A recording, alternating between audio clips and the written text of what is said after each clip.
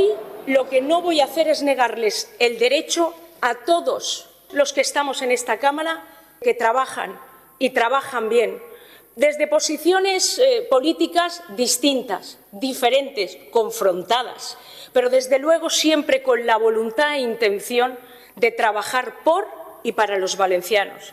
Llevamos mucho tiempo solo fijándonos en lo que nos separa y no en lo que nos une. Llevamos mucho tiempo utilizando los errores del adversario que se han tenido para destruir en lugar de para aprender y no volver a cometerlos.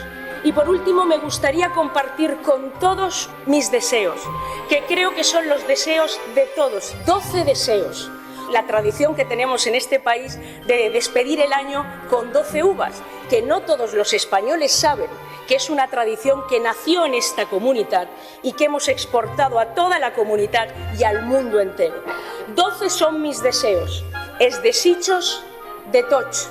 Les pido solamente una cosa, que cuando estemos comiéndonos las uvas en el último minuto del 2018, pensemos todos en un solo deseo, solo uno, que nuestro adversario político no es nuestro enemigo y que tiene derecho a ser escuchado.